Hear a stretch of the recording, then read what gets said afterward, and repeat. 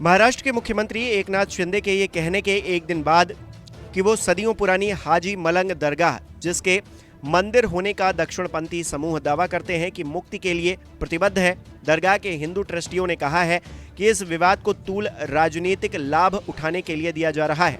ठाणे जिले में माथेरान पहाड़ी श्रृंखला पर समुद्र तट से 3000 फीट ऊपर एक पहाड़ी किले मलंगगढ़ के सबसे निचले पठार पर स्थित इस दरगाह में यमन के 12वीं शताब्दी के सूफी संत हाजी अब्द अल रहमान, जिन्हें हाजी मलंग बाबा के रूप में भी जाना जाता है, की मजार है। रिपोर्ट्स के मुताबिक दरगाह के 3 सदस्यीय ट्रस्ट के 2 ट्रस्टियों में से एक चंद्रहास केतकर, जिनका परिवार पिछली 14 पीढ़ियों से दरगाह का प्रबंधन कर रहा है, उन्होंने कहा है जो कोई भी दरगाह के मंदिर होने का दावा कर रहा है वो ऐसा राजनीतिक लाभ के लिए कर रहा है। उन्होंने कहा 1954 में सुप्रीम कोर्ट ने केतकर परिवार के भीतर दरगाह के नियंत्रण से संबंधित एक मामले में टिप्पणी की थी कि दरगाह एक मिश्रित संरचना है जिसे हिंदू या मुस्लिम कानून से शासित नहीं किया जा सकता, बल्कि केवल इसके अपने विशेष रीति रिवाजों या ट्रस्ट के सामान्य कानून द्वारा शासित कर सकते हैं।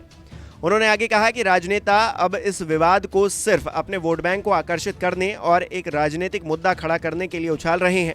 ट्रस्टी परिवार से ही ताल्लुक रखने वाले अभिजीत केतकर के मुताबिक हर साल हजारों लोग अपनी मन्नत पूरी करने के लिए यहां आते हैं। जो दरगाह, जिसे कई लोग महाराष्ट्र की समन्वयवादी संस्कृति का प्रतिनिधि मानते हैं, विवादों से अछूती नहीं रही है। शिंदे के राजनीतिक गुरु आनंद दीघे 1980 में इस संबंध में आंदोलन करने वाले पहले व्यक्ति थे, जिनका दावा था कि इस इमारत की जगह पर योगियों के एक संप्रदाय नाथ पंथ से संबंधित एक पुराना हिंदू मंदिर मच्छिंद्र नाथ मंदिर हुआ करता था।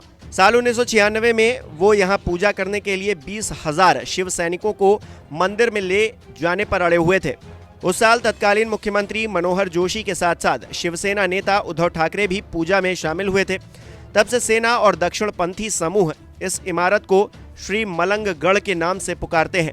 बहरहाल ये इमारत अभी भी एक दरगाह है, लेकिन पूर्णिमा के दिन हिंदू इसके परिसर में आते हैं और आरती करते हैं। वहीं 1990 के दशक में सत्ता में आने पर इस मुद्दे को शिवसेना ने ठंडे बस्ते में डाल दिया था, लेकिन अब शिंदे ने इस मुद्दे को फिर से हवा देने का फैसला किया है। रिपोर्ट्स में दरगाह के इतिहास पर भी प्रकाश डाला गया है और बताया गया है कि इसका उल्लेख विभिन्न ऐतिहासिक अभिलेखों में मिलता है, जिसमें 1982 में प्रकाशित बॉम्बे प्रेसिडेंसी का गजट भी शामिल है। इसमें कहा गया है कि दरगाह अरब मिशनरी हाजी अब्द अल रहमान, जो हाजी मलंग के नाम से लोकप्रिय थे, के सम्मान में बनाई गई थी। कहा जाता है कि स्थानीय शासक नल राजा के शासनकाल के दौरान सूफी संत यमन से कई अनुयायियों के साथ आए थे और पहाड़ी के निचले पठार पर बस गए थे। दरगाह का बाकी इतिहास पौराणिक कथाओं से ओतप्रोत है और स्थानीय स्तर पर दावा किया जाता है कि नल राजा ने अपनी बेटी की शादी सूफी संत से की थी। दरगाह परिसर के अंदर हाजी मलंग और मां फातिमा दोनों की कब्रें स्थित हैं। बॉम्बे प्रेसिडेंसी के गजट में कहा गया है कि इमारत और कब्रें 12वीं शताब्दी से अस्तित्व में हैं और पवित्र मानी जाती हैं। गजट में इसका भी उल्लेख है कि 18वीं शताब्दी में मराठा संघ ने भी ब्राह्मण काशीनाथ पंत केतकर से दरगाह में प्रसाद भेजा था। वहीं काशीनाथ पंत ने इसकी मरम्मत कराई थी और इमारत का प्रबंधन अपने हाथ में ले लिया था। दरगाह पर पहला विवाद 18वीं शताब्दी में शुरू हुआ, जब स्थानीय मुसलमानों ने इसका प्रबंधन एक ब्राह्मण द्वारा किए जाने पर आपत्ति जताई। बाद में तत्कालीन स्थानीय प्रशासक ने 1817 में लॉटरी निकालकर इस विवाद का निपटारा किया। गजट में कहा गया कि लॉटरी काशीनाथ पंत के पक्ष में निकली और वो संरक्षक घोषित किए गए। तब से केतकर हाजी मलंग दरगाह ट्रस्ट के वंशानुगत ट्रस्टी हैं और दरगाह के रखरखाव में उनकी भूमिका रही है। ऐसा कहा जाता है कि ट्रस्ट में हिंदू और मुस्लिम दोनों सदस्य हैं जो सौहार्दपूर्ण तरीके से काम करते हैं। बातचीत में वर्तमान ट्रस्टी चंद्रहास केतकर ने कहा, हमारे ट्रस्ट बोर्ड में पारसी, मुस्लिम और हिंदू समुदायों के साथ साथ स्थानीय कृषि समुदाय के सदस्य भी हैं। हालांकि 2008 के बाद से ट्रस्ट में कोई नई नियुक्ति नहीं हुई है।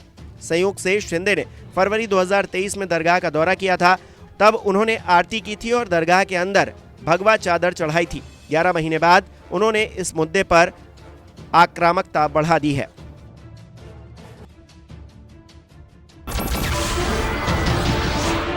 नमस्कार, मैं हूं मानक गुप्ता। अगर आपको हमारा ये वीडियो पसंद आया हो तो इसे लाइक और शेयर जरूर करें और हां, हमें सब्सक्राइब और फॉलो करना ना भूलें। ताकि आप देश और दुनिया की कोई खबर मिस ना करें। तो जुड़े रहिए हमारे साथ और देखते रहिए News 24।